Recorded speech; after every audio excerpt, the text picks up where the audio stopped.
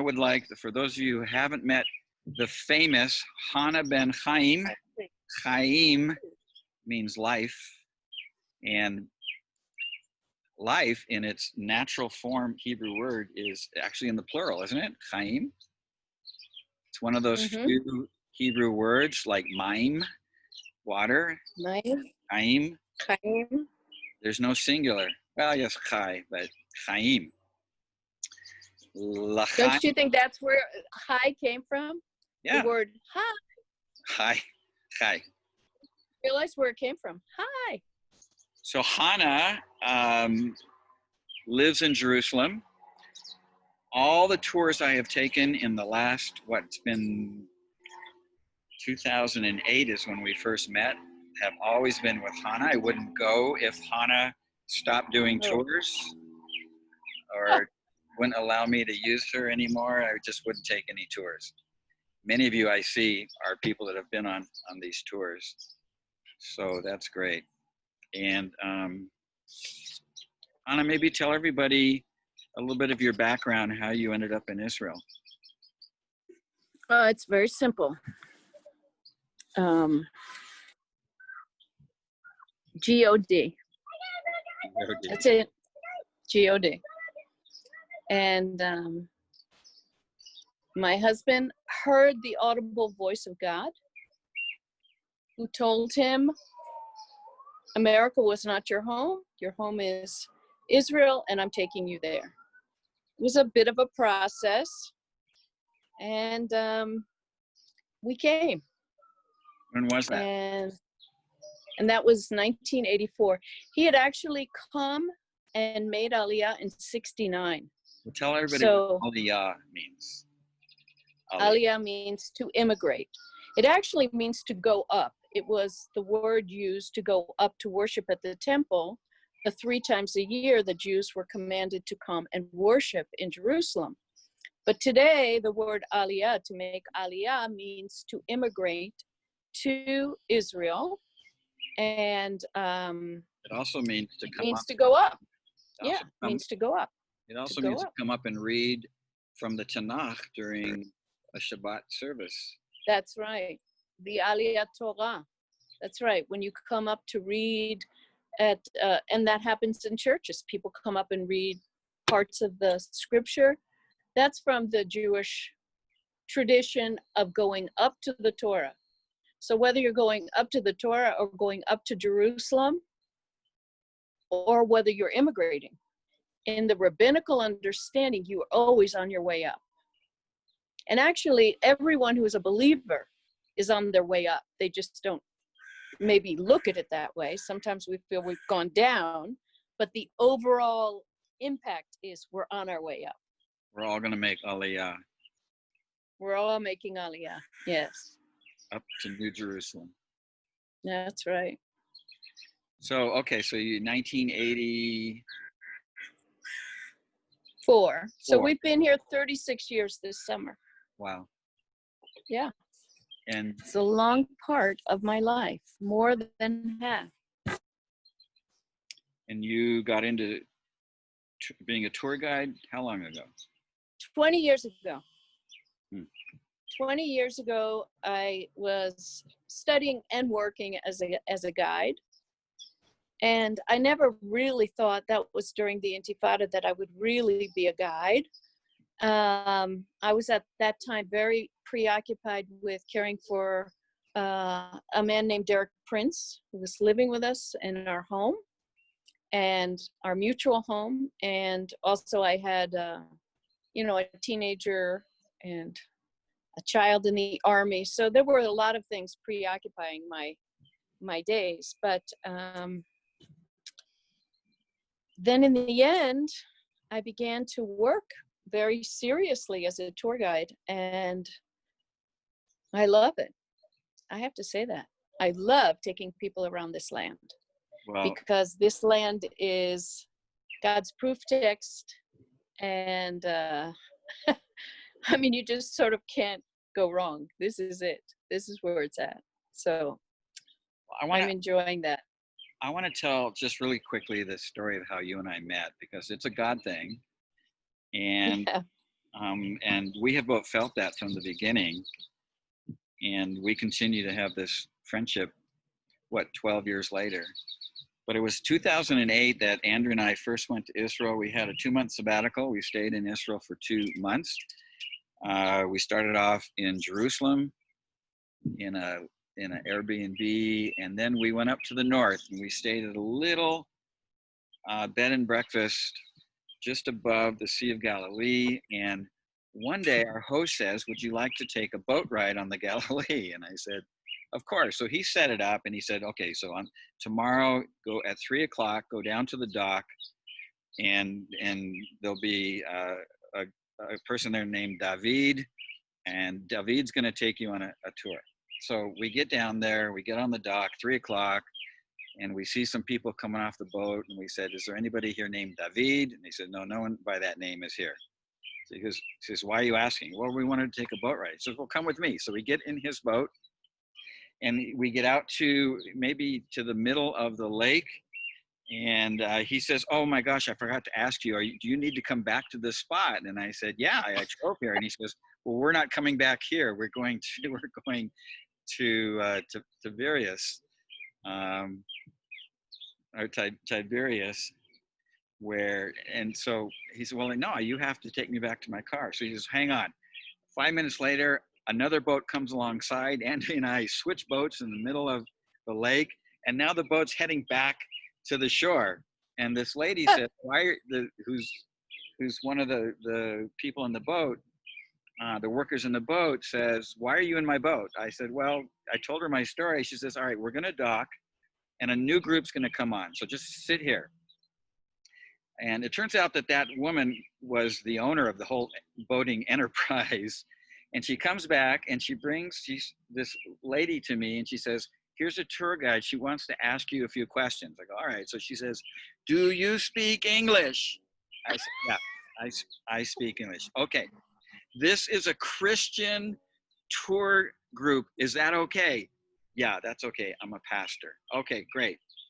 So we go out and we get to the middle of the lake, and it's pretty common for the pastor to teach some story about Jesus walking on the water or something like that.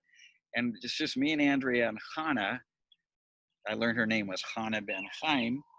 And we're talking, and I have a hat on, and she says, "Take your hat off." And I took my hat off. She goes, "Were you in Congregation Adonai Roi in Tel Aviv on Shabbat?" I said, "Yeah." And I spoke a little bit there. She goes, "I sat right behind you with this tour group." So we're thinking, okay, that's weird, And so that was a setup. We start talking, and before we leave, she says, "Look, I never do this, but here's my personal telephone number. It's going to be Sukkot, the Feast of Tabernacles. When you get back to Jerusalem, you call me and we'll have you come sit in our sukkah," which we did. But before we did that, Andrea and I, and by then my son Michael had come. She says, "I want you to meet me at this place called Abraham's Ridge, or the Haas Promenade. It's an overlook that overlooks the Temple Mount." And I'll never forget that day because Hanna told the story of Abraham and Isaac before we went to her house. And I just knew I need to come back. Once I heard her, I need to come back and start bringing groups. So I actually want to show you a video that Hanna made. Hanna's been making some videos for me. And here's one that she made on the Temple Mount. I want you to watch it. Now, wait a minute. It's my grandson who's making the videos. Yeah, her grandson, Yonatan, is 16 years old. Yeah. And he's doing a phenomenal job. And they're going out together and they're making these videos. So I'm going to show you one that is Hanna on the Haas Promenade. And we'll come back and we'll listen. We'll see if this works.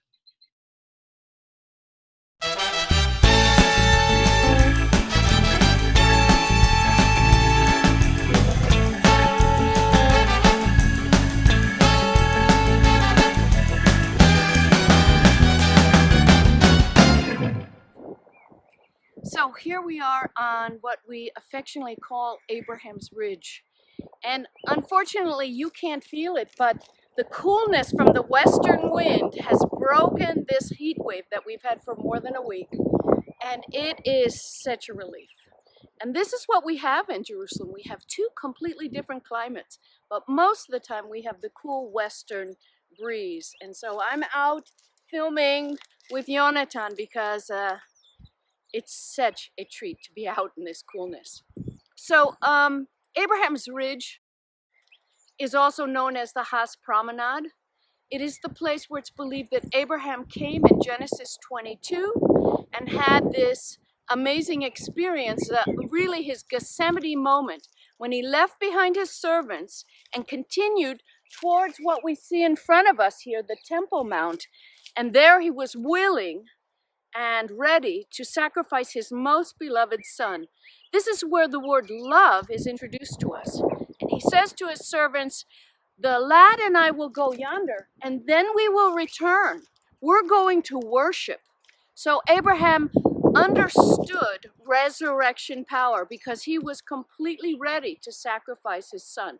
When we think about Abraham, Abraham was having a supreme moment in his life when he was living in Beersheba. And at that time, God decided when everything is a bowl of cherries, you know that expression, I've just been picking cherries about a mile away from here today.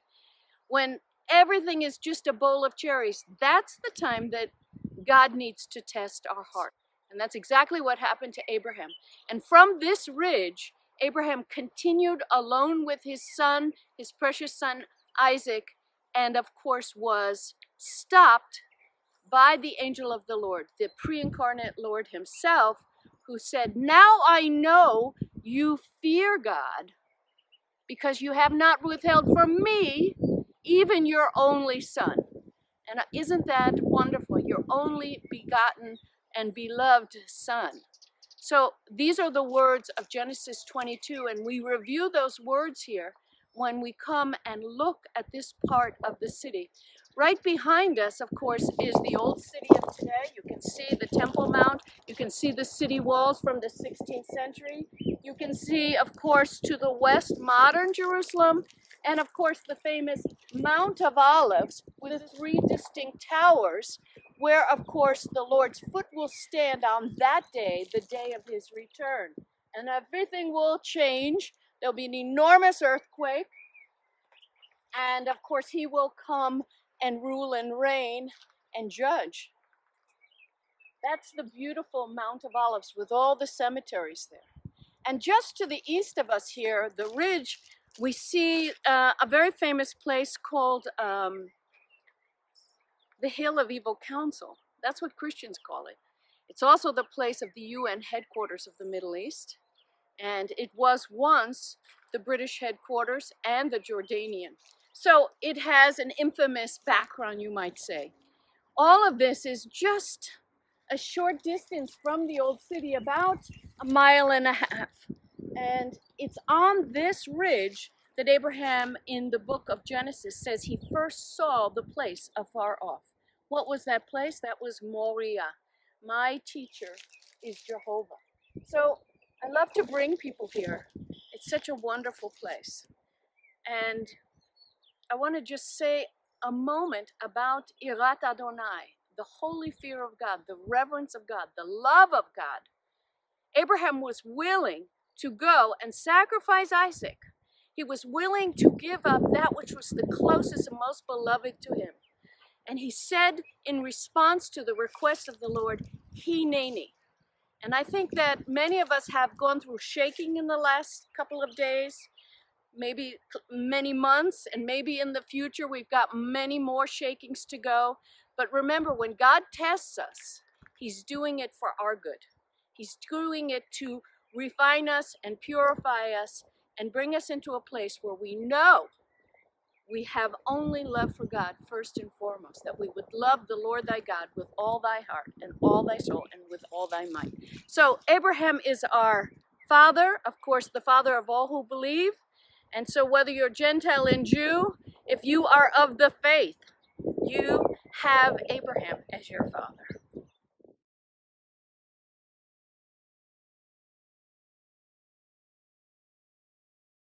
Yeah.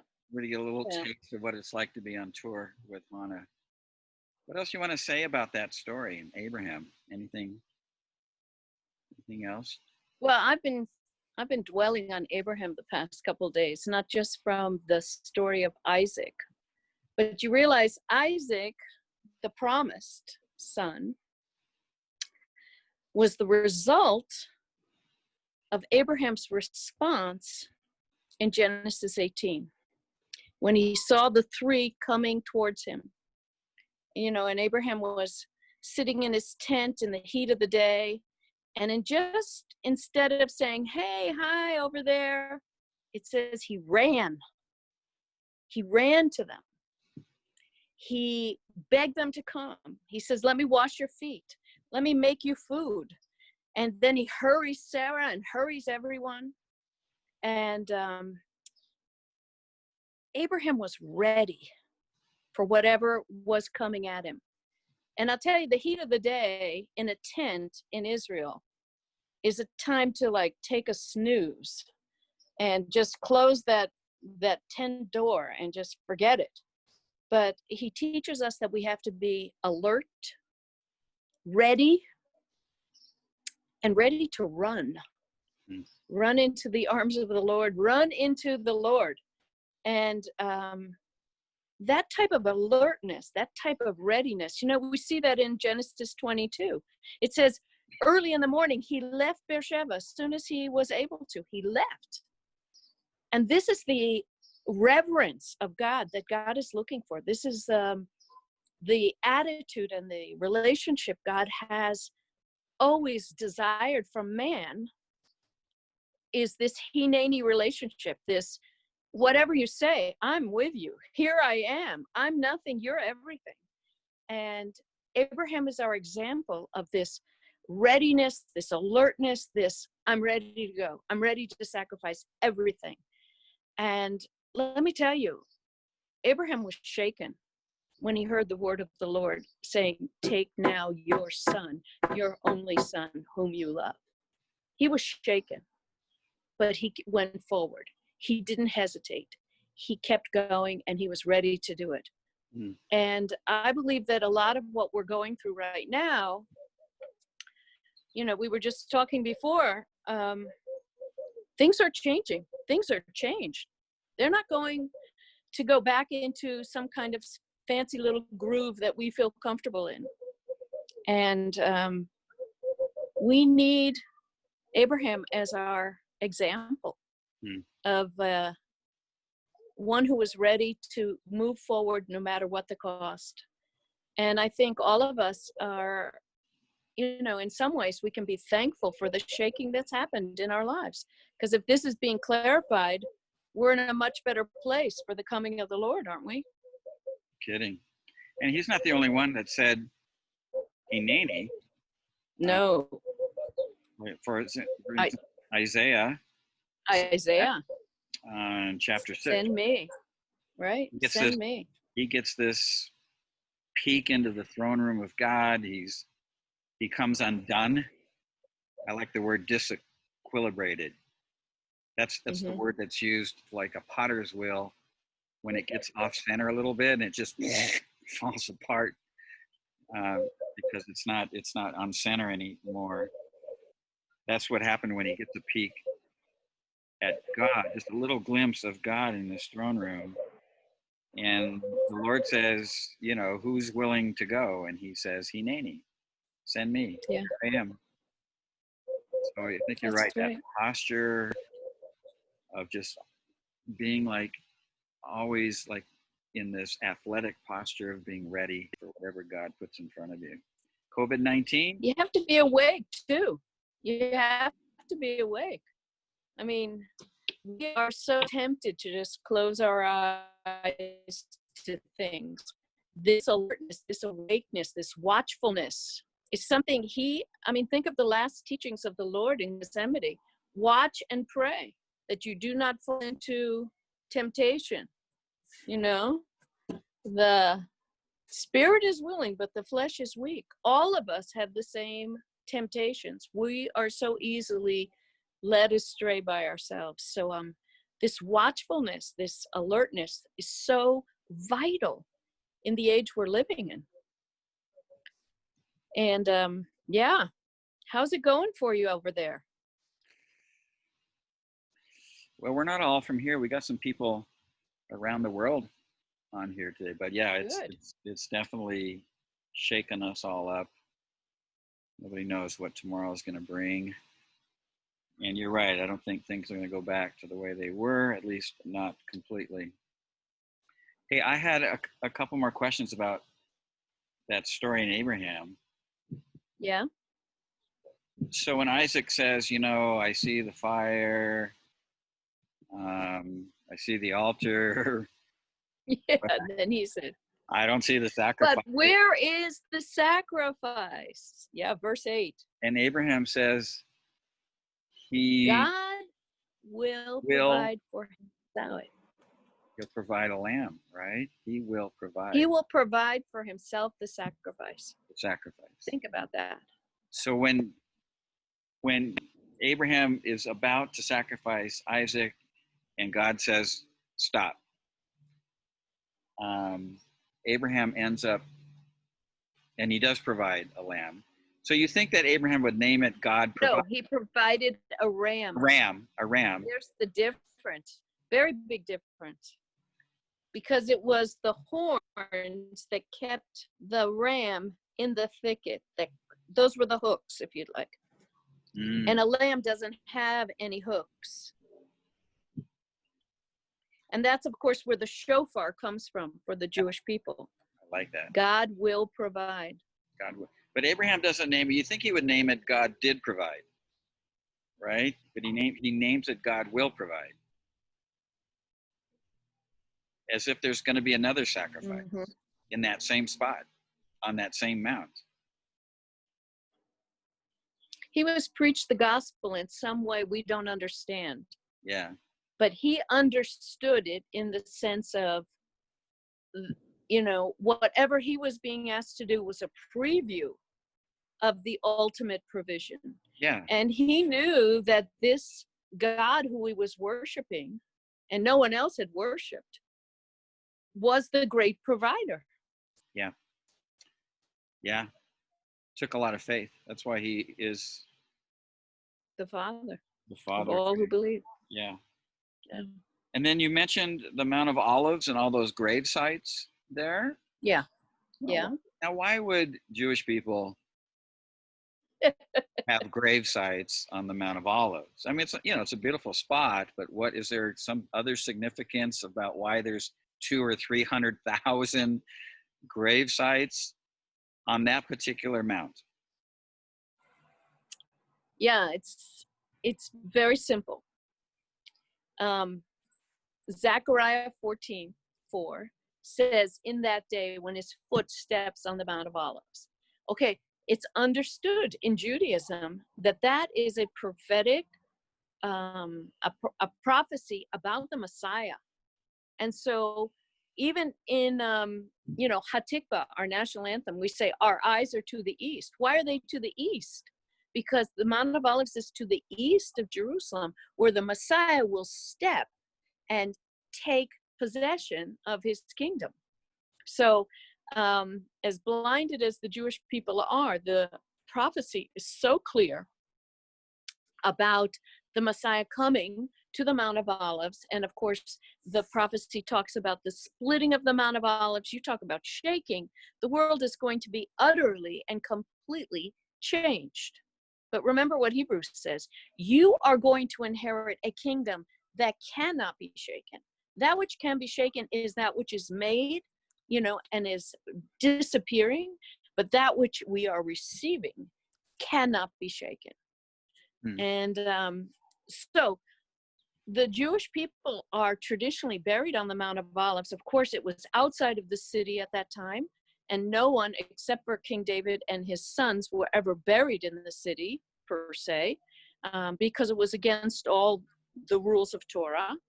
And so it was already in the time of Solomon and David, outside the city walls. On the lower end, they were using it as a graveyard, and it's just grown up to the top.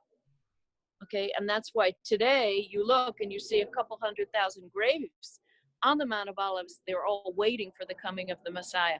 That's a prophetic act. That's awesome.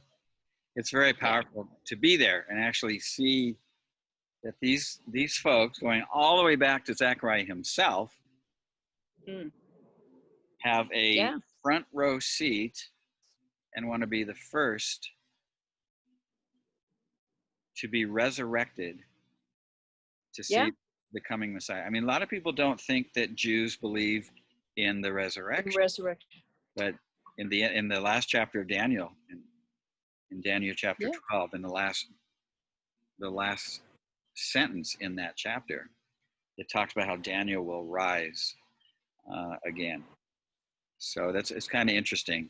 It's powerful to see these 200,000 plus grave sites all facing the top of the Mount of Olives. And go ahead and read that. You know, it starts in Zechariah chapter 12. It talks about this, how all the nations will turn against Israel. And it leads all the way to chapter 14 when it looks like it's curtains. There's just no way Israel's going to survive this thing. There are so many people coming. They're marching down from Har Megiddo, and they're marching down into Jerusalem. What are they after? They're after the Temple Mount, the most contested piece of real estate ever. And it doesn't look like they're going to be able to withstand this force. And then it says, at that time, the Messiah's feet will touch on the Mount of Olives, and they want to be the first to be able to see this incredible thing. I think this is, you know, the whole theme of Zechariah is in that day. In that the most repeated phrase in the book of Zechariah. In one chapter alone, it's repeated 8 times. So it's in that day. Zechariah is about the coming of the Lord. And the culmination is his foot. Think about that.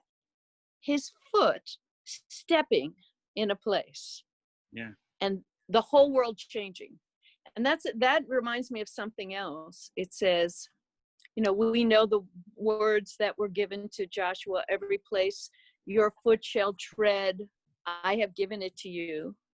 That word in Hebrew, tread, which is translated in English, actually means to possess.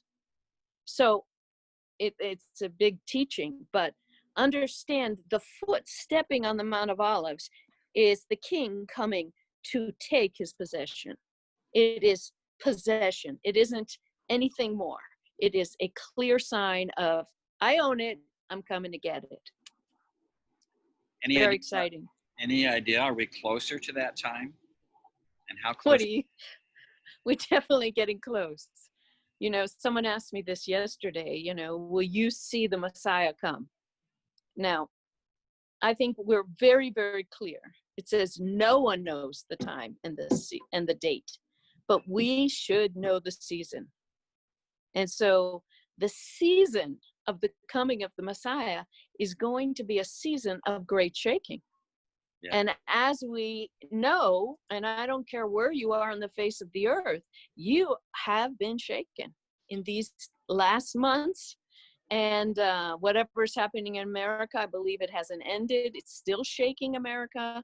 Maybe there's a lot of opportunism going on, but I think it's the beginning of what Matthew and Luke and Mark talk about, the birth pangs. Mm. And someone said to me, so is it the Braxton Hicks pains that aren't real, or is it the real thing? And I would say, from what I can sense today, the coming of the Lord is a season of birth pangs. So get ready for that. And this is real. This is not the Braxton Hicks, because it's going to be followed by something else. What the interval will be, we don't know. But get ready. So a lot of times throughout history, people have thought we're close to the end, right? And even particularly the Holocaust time, people thought, how it can't get any worse than this, and evil is having its way. But something hadn't happened yet. There was one thing that had to happen. that hadn't happened yet, and you can't get to the end of the story until this happens, till this one event happens, and that is the most repeated prophecy in the entire book. The regathering of the nation, regathering of the Jewish people, and the resurrection of this nation out of the graves. Ezekiel 37 talks about it. I will open up your graves and I will take you out of your graves and I will place you in your land. This is God's doing. God is glorifying his name by returning the people of Israel, of the Jewish people, to this land and rebuilding this land. No one ever imagined it could happen the way it has happened in the past 100 years. Today we're 53 years old as a united Jerusalem, and we're 71 years old as a nation. I mean, we've got a lot to celebrate, but that's very young. But you've got to understand, it's completely the fulfillment of prophecy that is repeated so endlessly, especially in the Old Testament prophets. Yeah, I agree. And I want to show a video. It's a little bit long, but I think you'll find it interesting. Unfortunately, the quality isn't that great, but the message is really clear. So if I can do screen sharing again, and we can get this to work.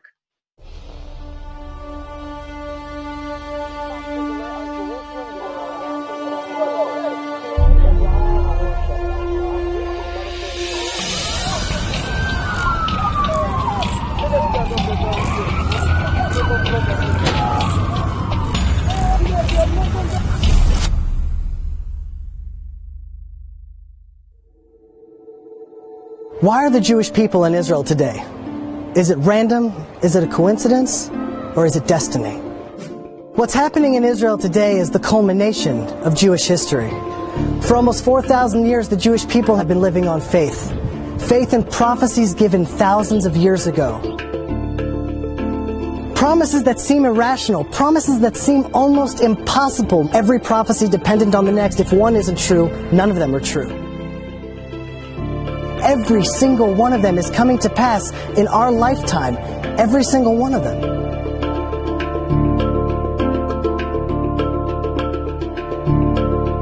The first promise to Israel was made to Abraham, an eternal covenant.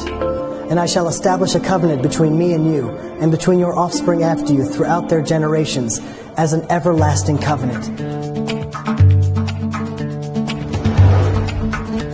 The Jewish people are the only ancient people alive today. The Assyrians, the Babylonians, the Jebusites, the Canaanites, all of them are gone. Well, no nation has survived such scattering and then remained a nation. They became assimilated, and eventually any trace of the original is gone. We, an eternal people, stand alive today. We also know that if the Jewish people don't live a godly life in the land of Israel, we're promised to be scattered to four corners of the earth. Which is, guaranteed to cause an extinction of any people. Scatter people around the world, they're going to be gone. The last thing you would want to do to an eternal people is to scatter them across the world with no common culture, no common language, no internet, no forms of communication. How will the Jewish people stay Jewish? How will we stay eternal if we're scattered across the world? And yet, that's exactly what happened. We remain the people, not only just a faith or religion, but a family. God will scatter you among the peoples, and you will be left few in number. The most recent census numbers the Chinese people at 1.3 billion, plus or minus 12 million. 12 million, that's the entire number of all of the Jewish people worldwide. We're a statistical error when just counting the people in China. That's how small we are. The fact that we're scattered and small, and we've been subject to the greatest hatred in human history. The Torah tells us the atrocities and the curses that would come upon the Jewish people throughout the exile. And you I will scatter among the nations. I will unsheathe the sword after you. No one has suffered as we have suffered. No one has been as persecuted. Anti-Semitism, the oldest, most universal, intense, irrational hatred in the world. If it was pogroms, crusades, the Inquisition, Muslim oppression, nation after nation, religion after religion. نحن نعادي يهود حتى ولو أعادوا إلينا فلسطين. وإن لنا عندهم نحن المسلمين لثأرا لا. And the persecution we faced has always transcended all logic and rational thought. When we were poor and destitute in the shtetl, we were hated for being parasites. When wealthy, for being money-grubbing. One thing that we could always rely on is that there would always be a reason, a pretext to hate us. And despite all the persecution, not only have we survived, but we've thrived. Now imagine that, a tiny, persecuted, scattered people. Out of all nations, how are they supposed to shift global consciousness? The same nation that everyone's going to hate is going to be scattered around the world and shouldn't even be here is told we're going to be a light to nations. You know, those two things don't go together. You know, we shouldn't even be here, much less impact the world. Here is a people that, small in number, that has influenced the world in unbelievable fashion. All the science and all the wonderful things that they contribute to the rest of the world. Wherever they find themselves in any country, they become the lifeblood of that country. They're an extraordinary energy. And you can literally see a direct correlation between countries that have Jews in them and how they treat the Jews and how those countries do in terms of their political development, their scientific development, their technological development. The Torah tells us that if the Jews don't do their charge, so they will be sent out of the land, and while they're away, the land will become desolate. Well, the land in the late 1800s was barren, full of rocks. We couldn't produce anything here. Mark Twain came here in 1850. He talks about all these places that he tried to pay respects to. He was saddened by the fact that it was a desolation. Nothing grew here. The land would lay desolate, and your foes who dwell upon it will be desolate. Now, to understand the impossibility of that promise, you have to understand the geographic map of biblical Israel. All the ancient pathways crossed through Israel. Every empire throughout the last 2,000 years tried to settle the land of Israel. Babylonia, the Persians, the Medes, the Greeks, the Romans, the Ottomans, the British, all of these empires with all of their wealth and all of their resources tried, and all of them failed. So you think land is land. Either it will be fertile or desolate. Either it will bear fruit or not. But the land of Israel plays by an entirely different set of rules. Then we're told that when the Jews return to the land of Israel, the land will start to flourish again. It'll blossom. Just as the people have been revived, the land has been revived. The land of Israel responds to the people of Israel. The land didn't change. It returned to itself. The blood rushed to its cheeks and the color returned to its eyes. The fruit had a vibrance of color like it hadn't in thousands of years.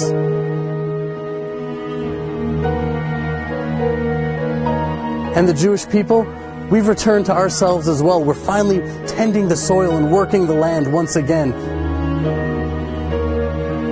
It's a living miracle. Those people who spent their whole lives irrigating and digging an oasis out of this desert.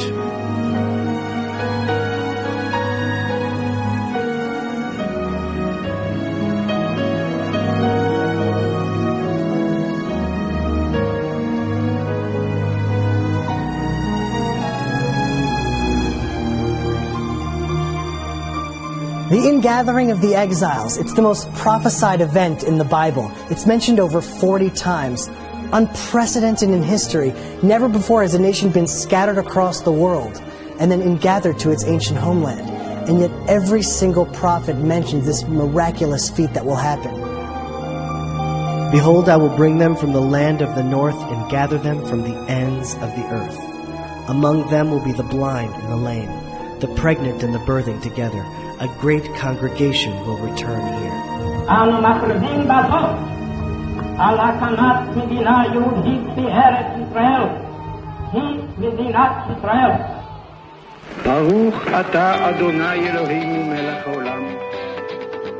And now they have been returned to the land. And the land is still carrying the names of the great history of this people. It's unbelievable. Today in Israel, you see universalism. Jews from Ethiopia, Africa, Asia, North America, South America, Russia. The entire world has now returned to the land of Israel. The prophets tell us that the Hebrew language will eventually be revived. When's the last time you saw Phoenician English dictionary? Probably not for a while, because Phoenician is a dead language. You know what language they speak in Latin America? It's not Latin, because Latin too is a dead language. Never before in world history has a dead language been revived and brought back to life before the return of the Jewish people to the land of Israel and the revival of the Hebrew language. The Hebrew was always preserved in rabbinic writings and the prayer service, but it was not the lingua franca. It isn't what people spoke. What we don't appreciate is a whole country of close to 6 million people today who speak a language which no one spoke 100 years ago. It's resurrected, like the Jewish people back in their homeland. Now, after the most inspiring comeback story in world history, after building the most moral and innovative democracy in the entire Middle East, you'd think that Israel would be supported and held up as an example. But we see that the UN, a representation of all the nations in the world, condemn Israel far more than any other country on the planet. And I will gather all nations against Jerusalem to battle. The only country in the world that it's being called, its destruction is being called for by a member state of the United Nations. That its national movement, Zionism, was declared racist and illegal by the United Nations. That its capital city, which is arguably the oldest capital of any country in the world, is not recognized by any country. And there's many, many more points. In those days it will happen that 10 men from all the languages of the nations will take hold of the corner of a garment of a Jewish man, saying, "Let us go with you, for we have heard that God is with you." Today, with such abundant materialism, there's an unprecedented spiritual thirst. It's not so much because of outreach work, I think, but it's just the very nature of Jews being in the land of Israel. We now see that there's a huge sort of momentum moving back. It doesn't make any sense. Israel is the most hated country around the world. Why would people want to identify with the Jewish people? And yet still we see an international revival of people reconnecting to the roots of Judaism, to the spirituality that our people have to offer, to the secrets that we've held on to for 4,000 years. The spiritual revival is happening today. As Israel becomes increasingly isolated in the world, there will be those who stand up for Israel with the faith and integrity of Abraham, and they will make all the difference. Israel was founded 3 years after the Holocaust. 3 years after 70% of the Jews were destroyed in what is exponentially the largest slaughter of any people in human history. The remnant trickled back against the will of the British, with no support from the world, into a desert piece of real estate with no natural resources, no infrastructure, surrounded by millions of hostile Arabs in a constant state of warfare, terrorism, economic blockade. And think about it, within a few years, the desert is exporting fruits and vegetables to the rest of the world. That Israel is the only country in the world that has more trees at the end of the 20th century than the beginning. In terms of high-tech per capita, the most in the world is in Israel. Done in less than 40 years, with no natural resources, constant war, terrorism, economic blockade. It's unbelievable, but people just don't see it because we've gotten used to it. It's Jewish history. It's all supernatural. We were given these visions and promises thousands of years ago for our time and for our generation. Every single promise has come to pass. And the challenges we face today are part of a greater plan. Biblical destiny, human destiny, is unfolding today in Israel. A worldwide movement is growing stronger every day, and it is your opportunity to join the greatest revolution in human history, Israel.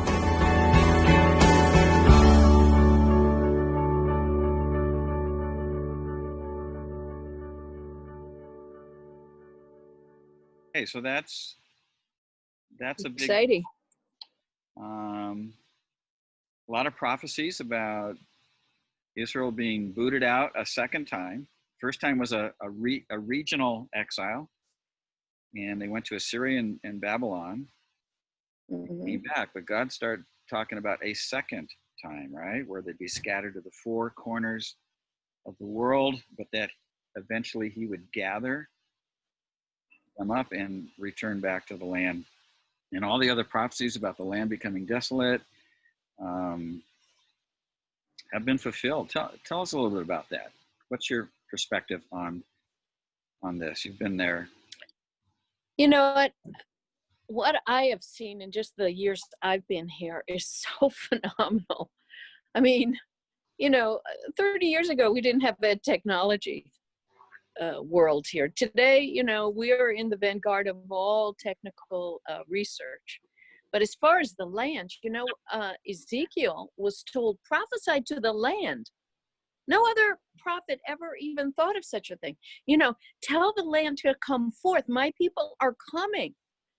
Now, at that time, who would have imagined that you could prophesy to the land? But it's true. It's a sign of God moving forward, and it is only the beginning. I do believe we'll see much more of the land restored. There's a big thrust into the south, into the Negev right now, to bring people into the Negev. The Negev is blossoming. It's producing. It's something you've got to see to believe. But the whole of Israel is just exploding. I mean, right outside my door, they're putting in a new neighborhood. Every square inch is being, developed. When you look at this land, it is going up. It is going up. It is not going down. It is being built. And God prophesied and said he would build it up. And I believe there's going to be a lot more Jews returning, and Israelis who have left and see, Israel's thriving today. It's not that we haven't had a big hit with this corona. Now we have high unemployment, and, no one knows where the economy is going to finally settle, but God's not going to abandon his promises. And so I don't know about Boulder and other places, but Jerusalem's going to be here. He's got a plan, and he's not giving it up. So I think it's a wake-up call for many Jews to return. Hopefully they will. I can't hear you. Yeah, I'm sorry. I muted Okay. myself because a plane was coming overhead. I like this program. It actually gave me a message that says, "Do you know that you're muted?" Okay. It told me before you did. You So, know and that you're muted. I just want to think like a little prophetically here. So, because I kind of frame this around that you really couldn't have the Messiah's feet touching on the Mount of Olives until you have the Jewish people coming back to the land. That happened in 1940. Well, you have to know a little more about the history. I mean, Jerusalem was divided. And in 1967, in 6 days, Jerusalem and Judea and Samaria and the Golan Heights and the Gaza, all this land, the sons given and relinquished big tracts of land for peace. But Jerusalem is the key, in my opinion. And he is bringing all the focus to this place. He is not returning to a Palestinian state. He is not returning to a capital in Palestine. That's not happening. So no matter what the peace plans involve, and no matter what kind of man's negotiations go on, Jerusalem has to be united. It has to be here, and his feet are going to step on the Mount of Olives because he promised he would return here. How about that? No, I think that's exactly right. I mean, I don't want to open this Pandora's box about the Palestinian-Israeli conflict, but I'll just say one thing, and then we'll leave it at that. The Jewish people coming back to the land was not the Jewish people's idea. It was God's idea. No. And right. You can, no matter where you're at, because typically where people are at, they're either so super pro-Israel that they're anti-Palestinian, or they're so super pro-Palestinian that they're anti-Israel. And no matter where you're at, whether you think it was a good idea or a bad idea to bring the Jewish people back into a land and disrupt the Palestinians, It was God's idea, and it's important to know that God loves both sides, right? He's not anti-Palestinian and pro-Israel. He's not pro-Israel and anti-Palestinian. And that this constant tension of trying to figure out how to have these two groups live side by side is a problem. And really, when you boil it all down to what is the real issue, so I want to talk about this. It's less about who's in the West Bank, who's not in the West Bank, who's on the Green Line or what side of the Green Line. It really comes down to one little piece of real estate. Who is going to control the Temple Mount? Mm-hmm. Right? Mm-hmm. And I love the way Joel Rosenberg frames it. Says, Israel is the epicenter of the world or the universe. Jerusalem is the epicenter of Israel, but the Temple Mount is the epicenter of Israel, of Jerusalem. And we can't get that out of the headline. So when you talk about Israel, Jerusalem not being divided, it is in a sense because the Temple Mount is still in control of the Palestinians. By the Waqf, the Muslim, Muslim controlled. Yeah, so you have, and this battle that rages on, like we can't get out of this battle of who is going to control this particular spot. This one little spot on this planet is what keeps this conflict in the headlines more than anything. Do you want to speak to that a little bit? Well, I don't know, when you were talking about the epicenter, I mean, that's true. Everything, I'm not disagreeing. We've never disagreed. But no, of course we would never do that. But you're the boss. You're the boss. But he's the center. The Lord is the center of everything. He is the center. And everything is in his hands. He is in complete control. He is, people think everything's gotten out of control. No, nothing's out of control. The Lord has his word. He is absolutely, according to plan, fulfilling his prophecy. He is the center of everything. And that New Jerusalem, he will be the light, and we will be the candle stand, if you'd like, to admiring his light. I mean, this is why it's the epicenter. It is because of the eternal purposes of God that were summed up when Moses went up on the mountain and was told, Mount Sinai, tell them to build me a sanctuary that I might dwell in them. Those are the eternal purposes of God. And that's the epicenter of everything. And on the face of the earth, that epicenter is the place he has put his name forever. No one can deny that there isn't a name in Jerusalem and on the Temple Mount, and that is the name of the Lord. He is God. And he is King, and every knee is going to bow, and every tongue will confess. And all that we're seeing, all this shaking, is bringing us to that moment. Yeah, it's the only place That's how I see it. On the planet where God says he wrote his name forever. Mm-hmm. Forever. By the way, that's a long time.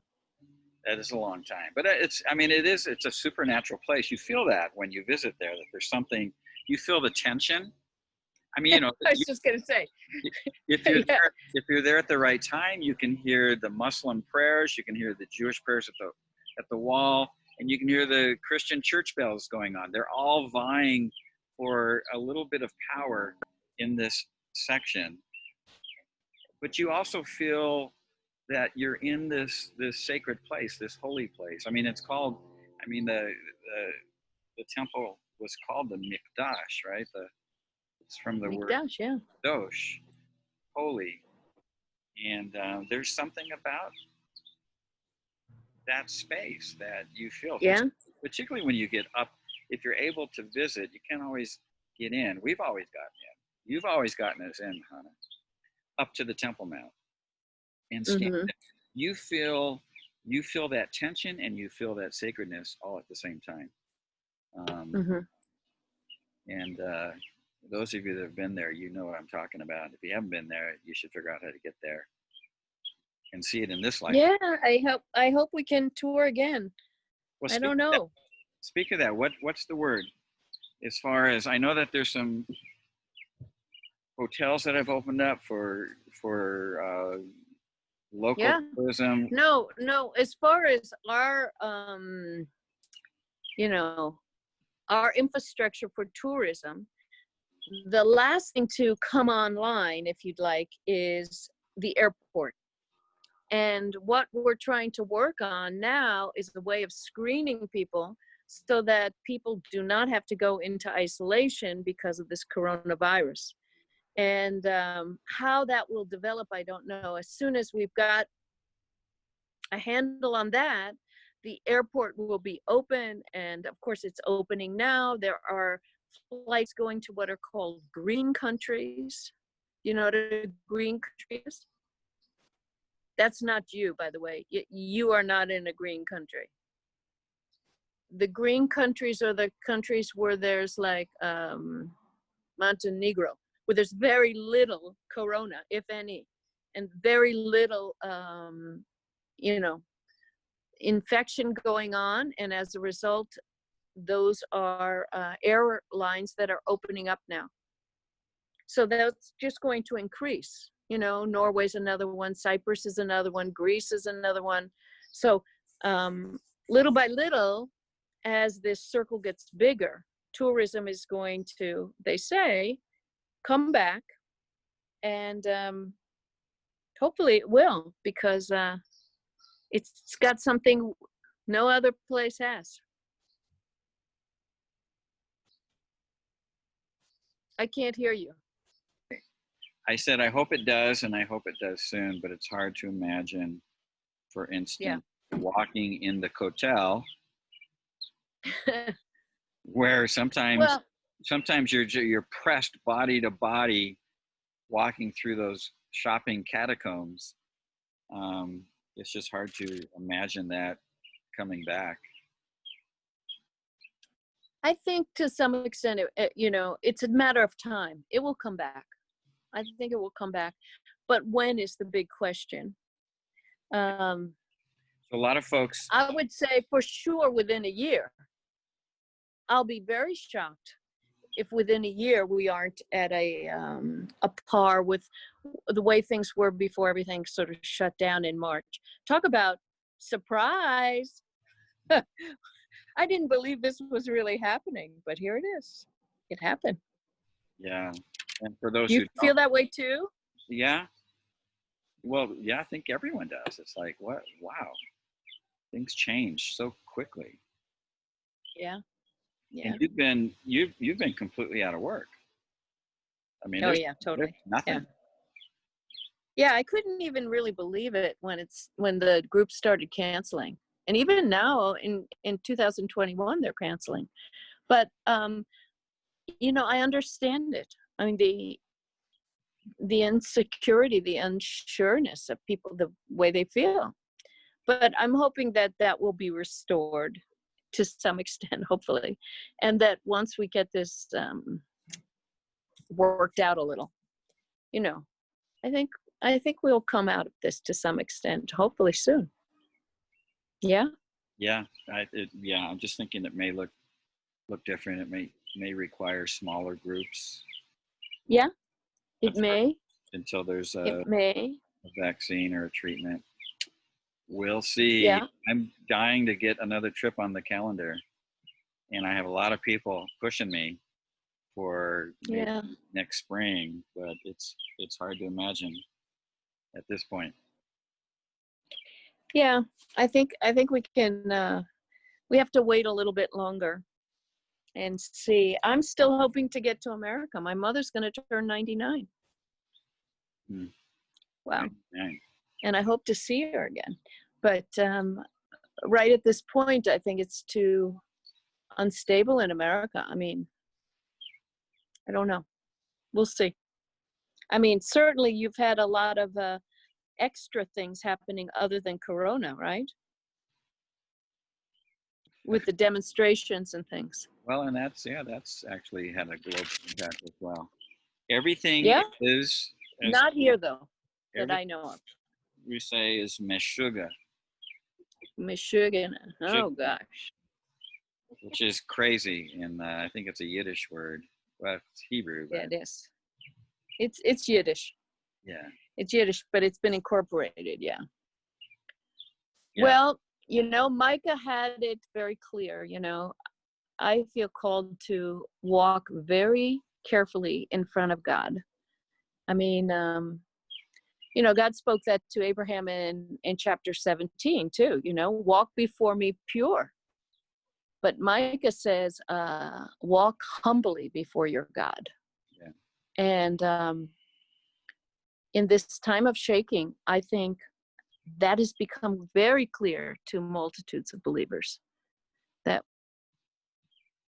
we have to walk in humility and humbleness before our God. Yeah. And that's not bad, because remember, Micah says, this is what you need to do. You know, you have to do right, do justly, love mercy, and walk humbly. What a perfect recipe Yeah. for the coming of the Lord. Be humble. Live for justice. Yeah. Merciful person. Love mercy. Amen. Amen. Anything else you want to say to these folks before we? Well, I just want to say that I appreciate those who have written me, who have sent and helped me. You know who you are, and you know what I'm saying, and I really appreciate it. It's a moment of having the rug pulled out from underneath today, this year, and in many ways.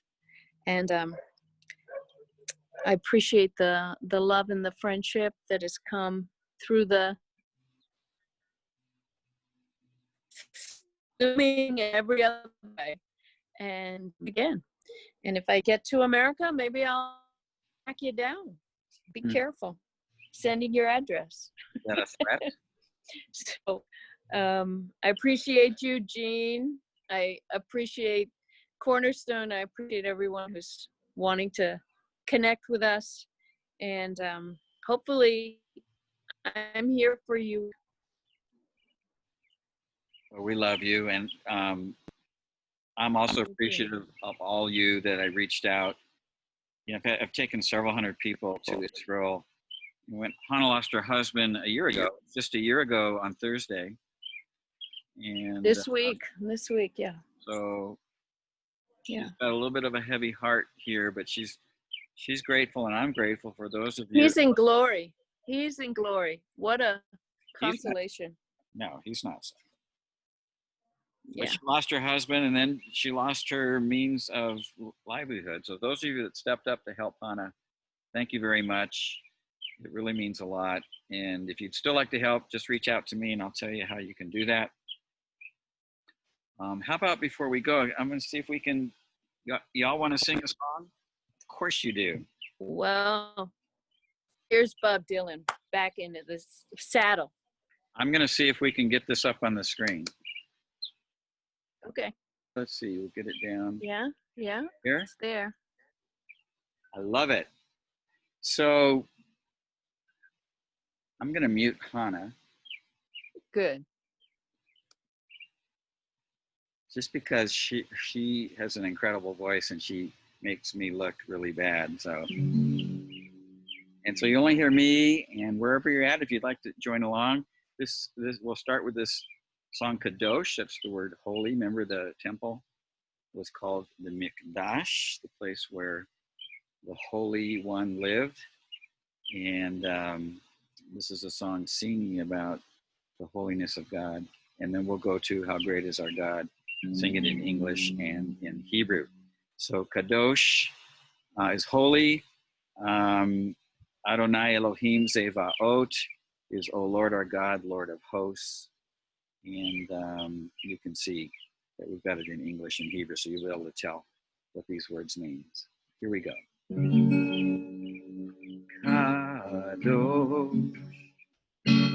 Kadosh, Kadosh.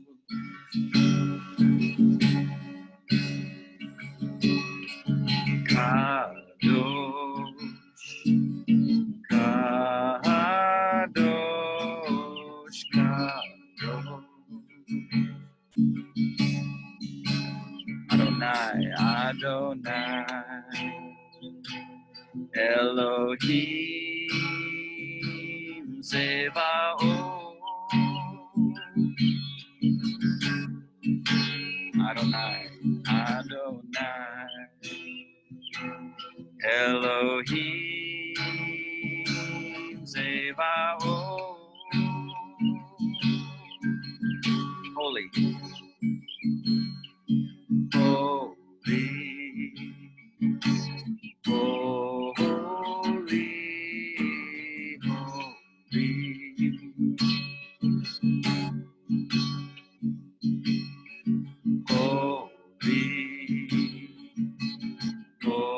holy, holy, oh Lord, our God, Lord of hosts,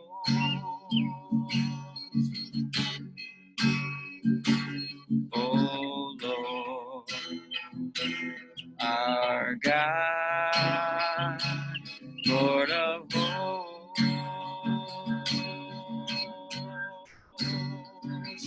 who was and who is and who is to come, who was and who is and who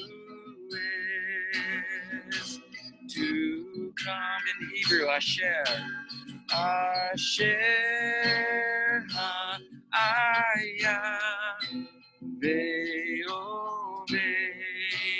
Ve'amo Asher Ha'ayah Ve'o Ve'amo. How great is our God! How great is our God! Sing with me, how great is our God. And all will sing, how great is our God.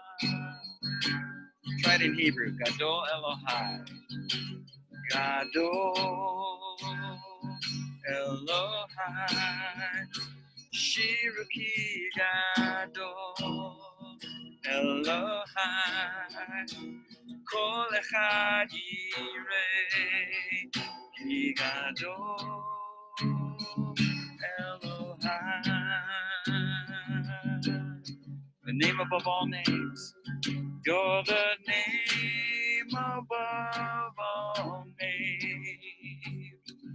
You are worthy of all praise. And my heart will sing, how great is our God. Gadol Elohai.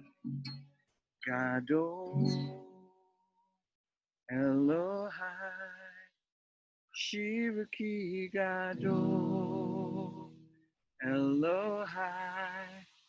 Kol echad yirei ki gadol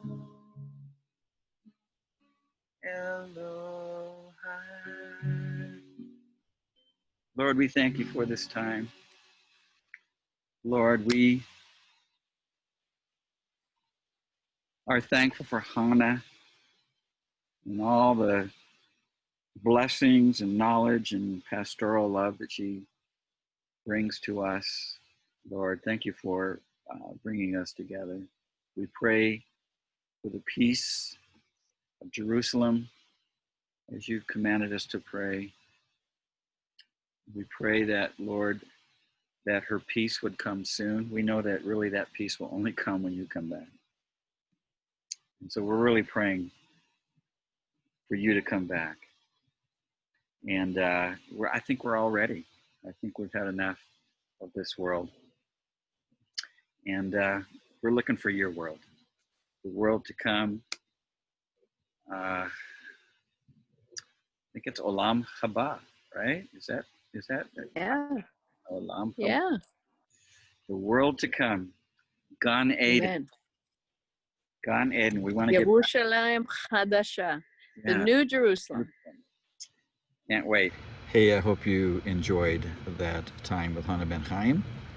And if you liked some of the subject matter that we were covering, I just want to let you know that I have written a book called Connecting the Dots, and it covers a lot of this stuff and more and beyond.